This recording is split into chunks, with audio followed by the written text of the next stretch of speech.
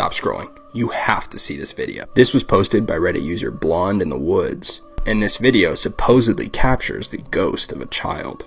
Watch this. A little backstory to that is that apparently her husband's best friend used to live in the house in the video, and then eventually he started capturing weird orbs on video, and he always felt like something was off about that house. He later ended up getting a divorce from his wife and he sold the house, but a couple of months later a new couple moved in. Somehow they got in contact with the husband that just moved out and sent him this video that they supposedly captured in their living room. And the strangest thing about this is that the family moved in and captured this video that you just saw doesn't have any kids or any pets. So whatever it was definitely not them, since they weren't even home at the time.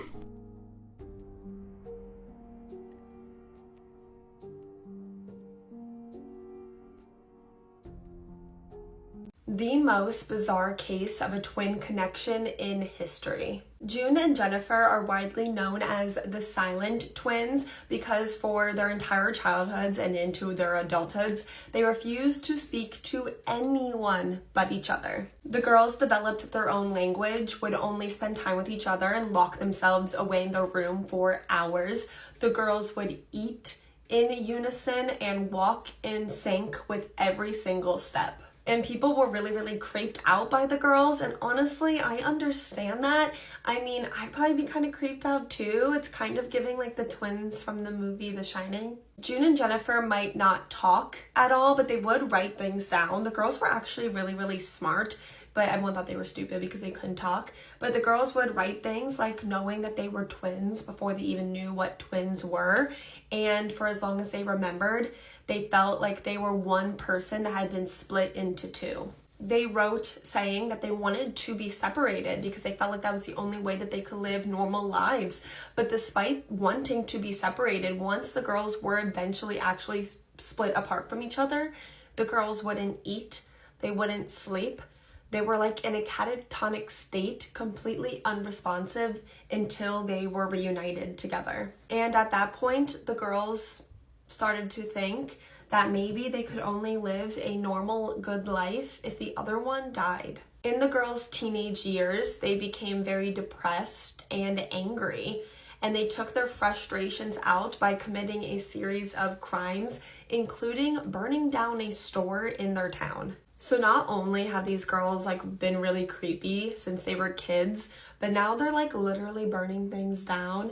So people were extremely concerned about the twins. In prison, the girls were put into the same cell, but they would fight so viciously because honestly at this point they kind of hated each other, but when they would be separated, the girls couldn't function without each other. When the girls were 19 years old, they were put in a psychiatric hospital for the criminally insane, and they separated the twins and allowed them to only communicate through letters. In one of those letters, Jennifer wrote her twin sister June that she felt like she was going to die soon.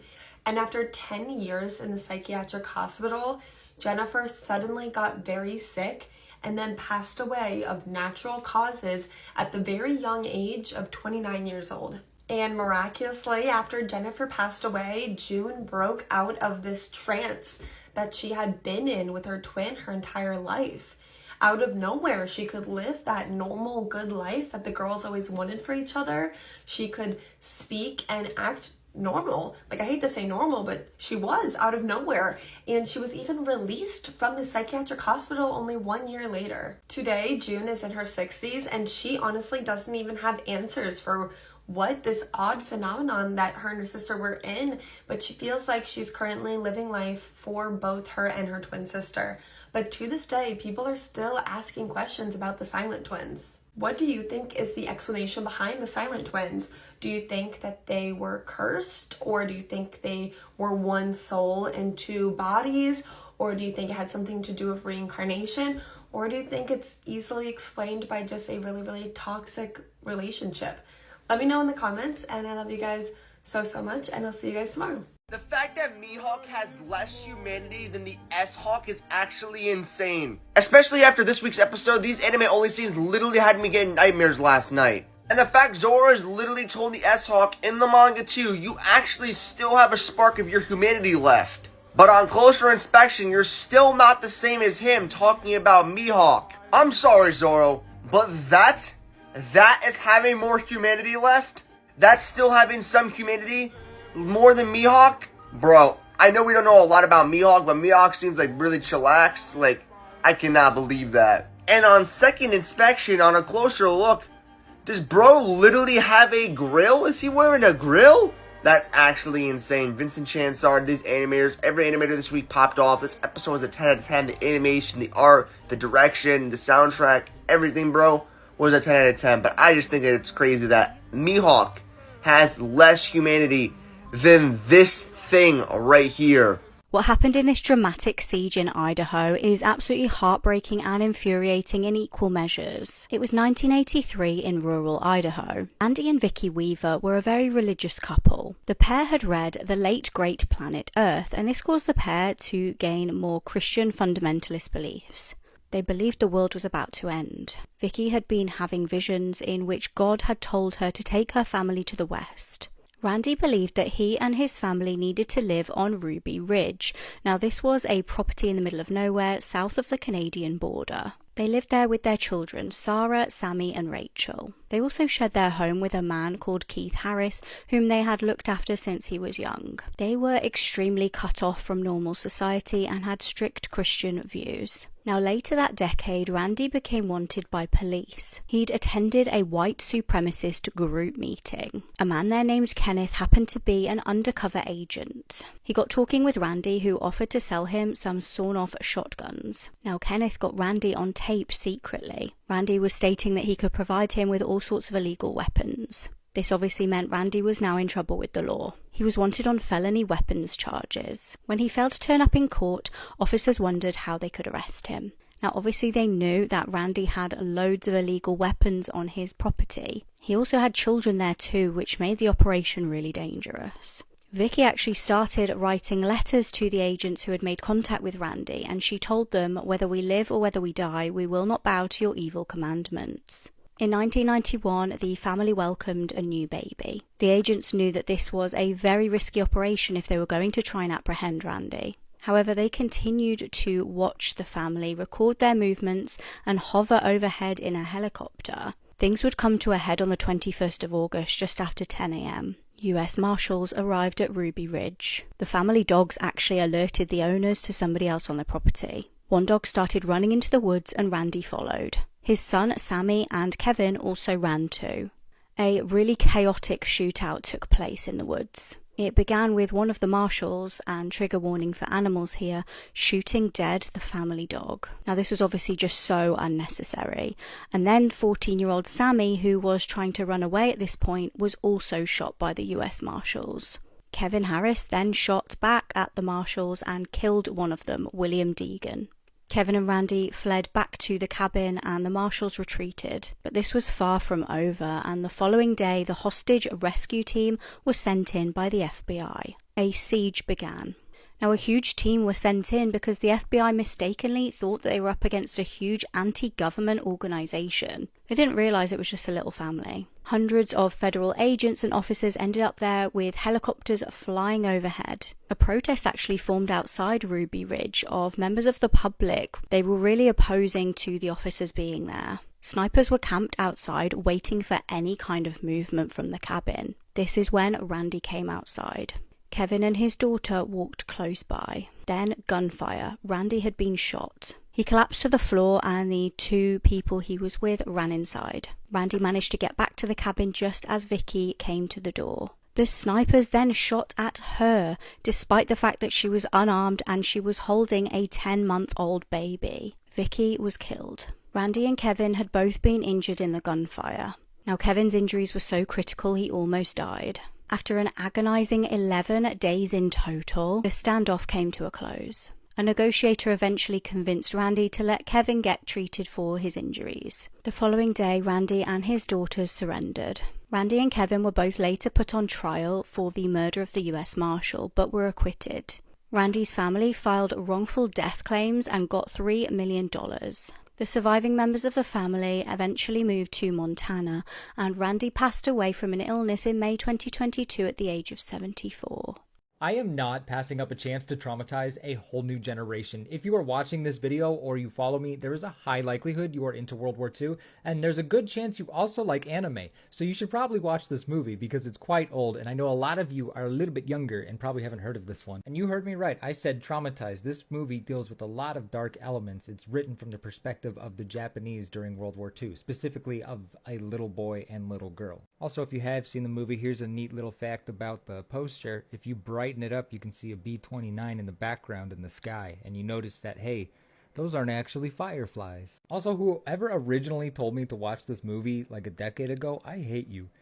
This movie hurt me. Grave of the Fireflies is a beautiful film. It is gorgeous. It is one of their better films for sure. And you should also tell all of your anime-loving friends to watch it, just to mess up their day. Because boy, nothing is more fun than messing up someone's day with a really emotional story they're going to think about for the rest of their life. Have a wonderful day. The United States was the only nation in World War II whose tanks and tank destroyers were all capable of becoming artillery. Look at this massive pile of shells behind me. So why can't any nation just have their tanks point in a certain direction and start shooting and adjusting? Well, because it's incredibly difficult without the right tools. Artillery is shooting from very far away, so if you are off by even a few degrees, you are going to miss a ton downrange. If you don't want to miss, first you'll need an azimuth indicator. This allows you to make sure you're facing the right direction and also make micro adjustments. And the elevation quadrant will allow you to set the range and make micro adjustments as well.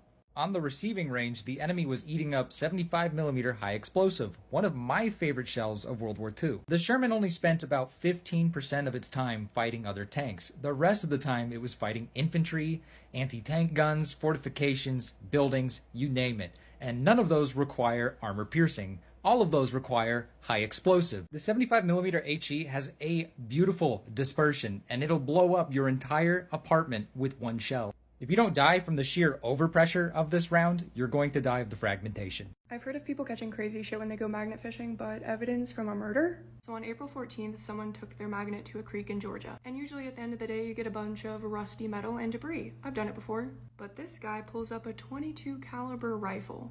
I would immediately think, oh, this was for sure used in a crime and immediately dumped. But this guy brushes it off.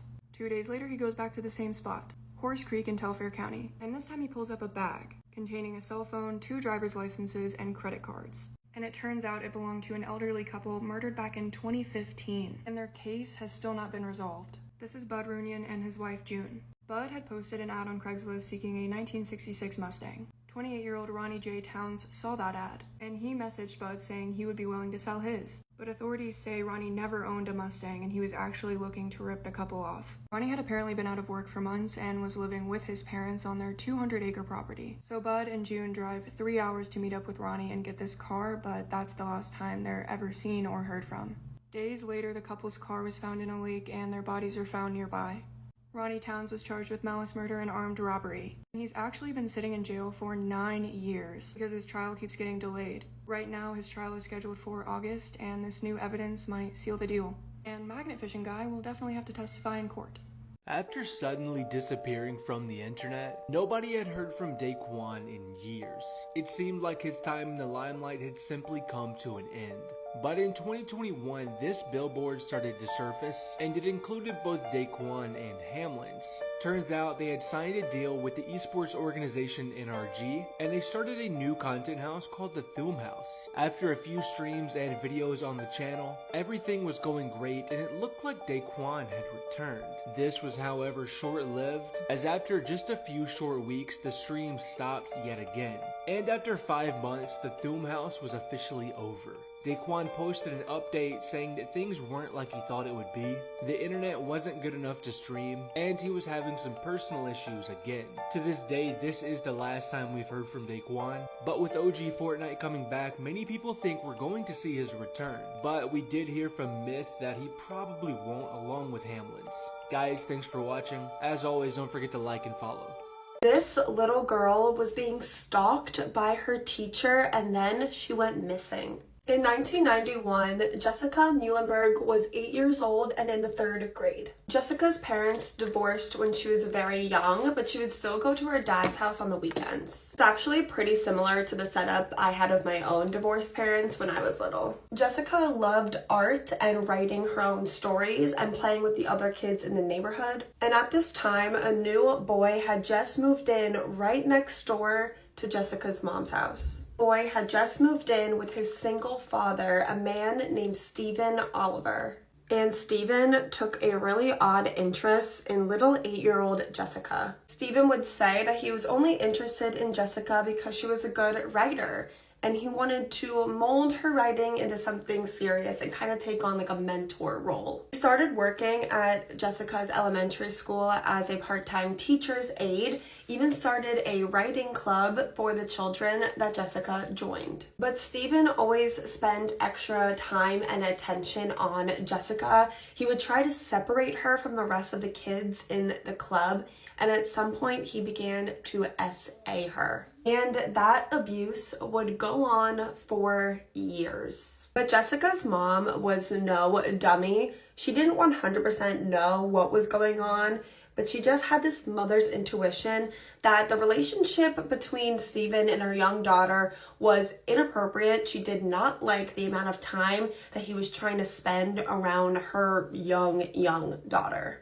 So Jessica's mother actually marched straight up to her neighbor's house and told Stephen Oliver, "I don't want you seeing my daughter or being around her ever again." And to her surprise, after that conversation, Stephen Oliver just got up and moved away. I'm not gonna lie, it made Jessica and her mom both extremely happy, but that happiness did not last long because you will never guess where Stephen Oliver moved. Stephen Oliver moved right across the street from Jessica's dad's house, the place that she would go every single weekend. Jessica's mother tried to warn her ex-husband about Stephen because this man is obviously obsessed with their daughter, but he dismissed her concerns and allowed Stephen around their daughter. I really try not to judge Jessica's father in the situation. I try to think it was the 90s. They didn't know as much as we do today. But if I'm only being honest, I do judge Jessica's father in the situation because turns out Stephen Oliver was actually the 3rd man to SA Jessica under her father's watch. Starting at the age of 5 years old, Jessica was being SA'd by her father's roommate and one of his girlfriend's fathers who he allowed to babysit Jessica. Obviously, I don't know the full story here because that information is not out there, but to me personally, if this was able to happen 3 times under his watch, I do have to think that there was some kind of neglectful parenting going on. So back to Stephen Oliver. At this point, obviously Jessica's mother has tried to warn her ex-husband, but that didn't work. So she tried to do everything she could to keep her daughter away from Stephen, even when she was over at her father's house. She went to a lawyer, she went to a police officer, but they pretty much told her, "You're out of luck, there's nothing you can do." And because they had a court agreement on visitation, she couldn't keep her daughter from going over there because she could also get in trouble or arrested. Well, at this point, Jessica is in the 7th grade and has been abused by Stephen Oliver for over 4 years. So it's a few days after Jessica's 13th birthday. Stephen Oliver tells her father that he has connections with a publishing company and he thinks that he can get Jessica's writing published. But the two of them would need to go to a meeting together. So Jessica's father not only allowed but encouraged his 13-year-old daughter to get in a car with this creepy man that his ex-wife has warned him about being obsessed with their daughter. And then his daughter did not come home when she was supposed to be dropped back off because 38-year-old Stephen Oliver had just kidnapped 13-year-old Jessica Muhlenberg. It actually took an entire day for Jessica's father to tell his ex-wife that their daughter was missing because I'm sure he felt like a huge a-hole. So by the time Jessica was even reported missing, she was already in Texas.